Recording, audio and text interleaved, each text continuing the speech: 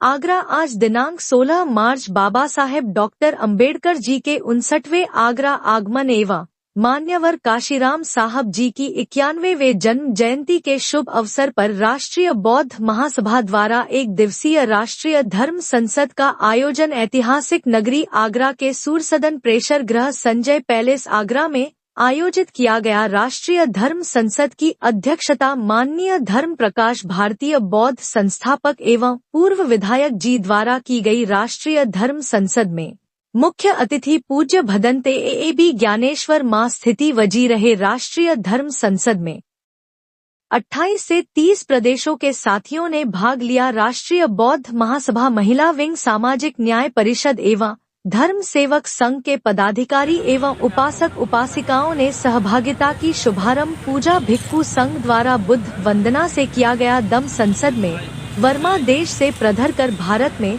लंबे समय तक बौद्ध धर्म प्रचार प्रसार में निरंतर कार्य कर रहे पूज्य भदंत ज्ञानेश्वर मां स्थिति वजी को भारत धर्म रत्न उपाधि से सम्मानित किया गया। राष्ट्रीय धर्म संसद में राष्ट्रीय बोर्ड महासभा के संविधान का प्रस्तुतिकरण किया गया। संविधान को संसद द्वारा सर्व सम्मानित से अनुमोदित किया गया। जाने संस्थापक ने क्या कहा।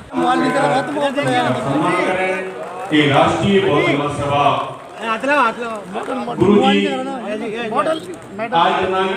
इस न्यूज चैनल पर जो भी वक्ता ने कहा वह है उसकी अपनी राय है, जिसकी पुष्टि दी डेमोक्रेसी पोस्ट नहीं करता। एक्शन न्यूज इंडिया चैनल में आपका हार्दिक स्वागत है। आज हम आगरा के अंदर और आप इन सक्सेस को देख रहे हैं। ये आए दिन बौद्धों की बात करते हैं। हमारे बीच में धर्म प्रकाश भारती बौद्ध सर, ऐसा ये संस्थान की क्या जरूरत पड़ी आपको?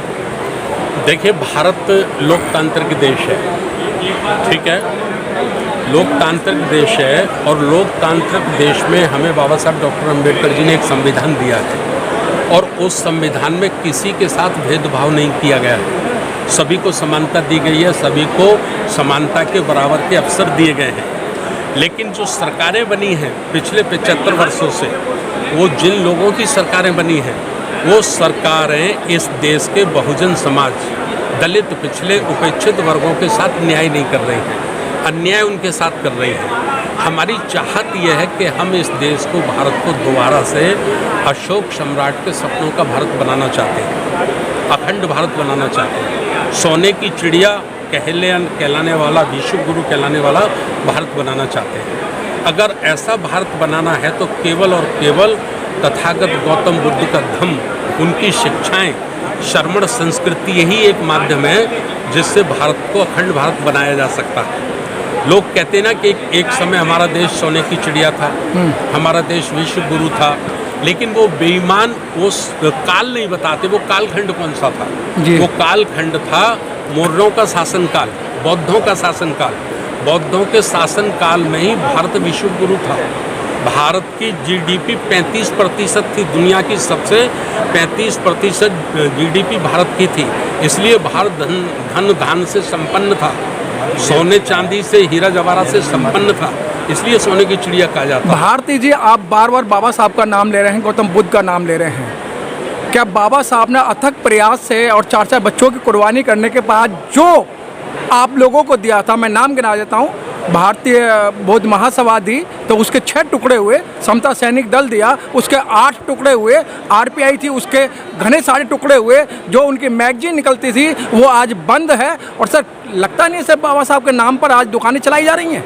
देखिए, हमसे, हमारे लोगों से निश्चित रूप से गलतियाँ हुई हैं और उन गलतियों का ही खामियाजा है कि आज हम शोषण के शिकार हैं या हम अपने संवैधानिक अधिकार प्राप्त नहीं कर पा रहे हैं। लेकिन उनका सुधार भी तो करना है, उनका सुधार करना है। इसीलिए हमने राष्ट्रीय बौद्ध महासभा की स्थापना की कि भाई जो कांशीराम साहब ने हीरे तराश कर पूरे देश में तैयार किए हैं, निस्वार्थ, केवल वो समाज को देना चाहते हैं, तो ऐसे लोगों को संगठित करके हम जो बाबा साहब की तमन्ना थी उसको पूरा करने के लिए रातों दिन इस काम में लगे।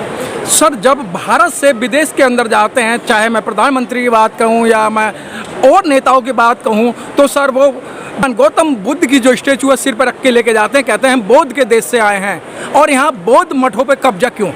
देखिए, बुद्ध की, भारत की जो पहचान है पूरी दुनिया में वो बुद्ध से है। और वो लोग जो जाते हैं वो नकली बुद्ध हैं, क्योंकि वो जिनको अपना आस्था और शास्ता मानते हैं उनको दुनिया में कोई जानता नहीं, और उनको वो अगर लेकर जाएंगे तो कोई उनको बैठने के लिए जगह नहीं देगा, एक गिलास पानी नहीं देगा। अगर उन्हें दुनिया के प्लेटफॉर्म पे खड़ा होना है तो उनकी मजबूरी है कि वो बुद्ध की मूर्ति भी ले जाए और बुद्ध की बात भी करें। लेकिन वास्तव में जो बुद्ध हैं भारत के अंदर, हमारा मानना है कि जो शेड्यूल कास्ट के लोग हैं, जो शेड्यूल ट्राइब के लोग हैं, जो ओबीसी के लोग हैं और धार्मिक रूप से जो अल्पसंख्यक हैं, सिख, बौद्ध, जैन, मुसलमान, ईसाई, ये सब प्राचीन काल के बौद्ध हैं। ये पुष्पमित्र शुंग की खूनी क्रांति के कारण इनका शोषण हुआ, पतन हुआ और इनको पशु जैसा जीवन जीने के लिए विवश कर दिया गया है ना। इनको हम दोबारा से इनका इतिहास एहसास कराना चाहते हैं। धर्म प्रकाश जी, बौद्ध धर्म जो इंडिया के अंदर पैदा हुआ और इंडिया के अंदर ज्ञान मिला, उस ज्ञान को विदेशियों ने अपनाया और आज विदेशी चंद्रमा पे पानी ढूंढ रहे हैं, वहाँ घर बनाने की कोशिश कर रहे हैं और बौद्ध धर्म भारत से लुप्त होता जा रहा है। इसके दो कारण हैं कि भारत में लोग जाति को मानते हैं और एक जाति विशेष के लोग अपने को ईश्वर मानते हैं, इसलिए वो जाति से ऊपर निकलना ही नहीं चाहते। और भारत से बाहर के जो लोग हैं वो इंसान को मानते हैं, इंसानियत को मानते हैं, इसलिए उन्होंने इंसान और इंसानियत की बात कहने वाले, मानव कल्याण को, शांति और मानवता का संदेश देने वाले गौतम बुद्ध को स्वीकार किया। जैसे जापान हम देखते हैं तो जापान के संविधान में बुद्ध का फोटो है, उनकी प्रस्तावना में बुद्ध वंदना है, और इसी का कारण है कि जापान टेक्नोलॉजी में आज दुनिया में सबसे नंबर 1 है। धर्म प्रकाश जी, जिस तरीके से आप लोगों के मुखारबिन से सुना जाता है, बाबा साहब ने जब दीक्षा ली थी तो उनके साथ कम से कम जो लिखित रूप में 10-12 लाख लोगों ने दीक्षा ली थी, लेकिन क्या 10-12 लोगों ने वो धर्म का काम नहीं किया या उन्हें काम करने नहीं दिया? कहाँ कमजोरी रही? कमजोरी उसमें ये रही कि बाबा साहब डॉक्टर अंबेडकर जी से प्रभावित होकर लोगों ने बौद्ध धर्म की दीक्षा ले ली, लेकिन वो बौद्ध बने रहें, बौद्ध संस्कारों में जाएं, इसके लिए हमारे पास प्रशिक्षित भिक्षु नहीं थे जी। इसके लिए हमारे पास धम्माचार्य नहीं थे, हमारे पास धम्म प्रचारक नहीं थे। तो बौद्ध भिक्षु हमारे पास नहीं थे, धम्म प्रचारक हमारे पास नहीं थे, धम्माचार्य हमारे पास नहीं थे, इसलिए वो लौटकर जिस गंदगी से निकले थे उसी गंदगी में वापस चले गए। चलते चलते सर, जो बोध गया के अंदर महाबोधि विहार पे जो कब्जा हो रहा है, उस अंदर में आप क्या कहेंगे? हम इस संबंध में यही कहना चाहते हैं कि जितना जल्दी हो सके भारत की सरकारों को, खास करके बिहार के मुख्यमंत्री नीतीश कुमार को, बौद्धों की बात को बहुत जल्दी मान लेना चाहिए और उसकी प्रबंधन कमेटी, पूरी प्रबंधन कमेटी 100% भारत के बौद्धों को दे देनी चाहिए और उसमें जो उन्होंने गैर बौद्धों को रखा है उनको तत्काल हटा देना चाहिए। सर, कभी भी राजी से कोई चीज़ नहीं मिलती है और इस समय घरों के अंदर कब्जा करना उन्होंने स्टार्ट कर दिया है और बुद्धिस्ट कहते हैं अहिंसा का पाठ पढ़ाते हैं। क्या सर अहिंसा से ये आपको प्राप्त हो सकता है? देखिए, बौद्ध के बारे में दुष्प्रचार किया गया। एक बार अजातशत्रु बुद्ध से मिले जी और उन्होंने बुद्ध को कहा कि मैंने आपका अनुसरण किया है, मैं हिंसा नहीं करूंगा, और मुझे सूत्रों से पता चला है कि मेरा पड़ोसी जो राजा है वो आक्रमण करना चाहता है। तो बुद्ध ने अजातशत्रु को कहा कि राष्ट्र की रक्षा करना और अपने धर्म की रक्षा करना प्रत्येक व्यक्ति का मानवीय अधिकार है। राष्ट्र की रक्षा के लिए आप शस्त्र उठा सकते हैं, आप हत्या कर सकते हैं, क्योंकि ये एक राजा का धर्म है, ये हत्या नहीं है। लेकिन कुछ लोगों ने जो नकली भिक्षु संघ में प्रवेश हो गए, उन नकली लोगों ने ऐसा दुष्प्रचार किया। सर, आप वही बात कह रहे हैं जो मुझे नहीं कहनी चाहिए थी। सर, कुछ राइटर जो बहुजन के ही जो लेखक हैं वो लिख के गए हैं दीपोदान उत्सव। क्या कहीं लिखा है कि भगवान गौतम बुद्ध ने कि आप दिवाली मनाओ या त्यौहार मनाओ? देखिए, प्रकृति का नियम है, प्रकृति का नियम, क्रिया की प्रतिक्रिया, क्रिया की प्रतिक्रिया प्रकृति का नियम है।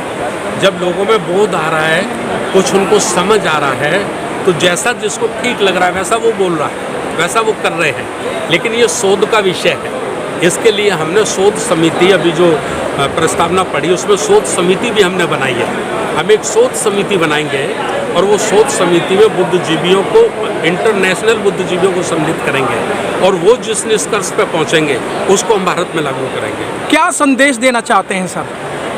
मैं आपके चैनल के माध्यम से भारत के लोगों से निवेदन करना चाहता हूँ कि जितना जल्दी हो सके वर्ण व्यवस्था जातिवाद को ख़त्म करो, अंधविश्वास से मुक्त हो जाओ और बुद्ध धर्म की दीक्षा पाओ और भारत को दोबारा से अशोक सम्राट के सपनों का भारत बनाओ। धन्यवाद सर, बहुत बहुत धन्यवाद।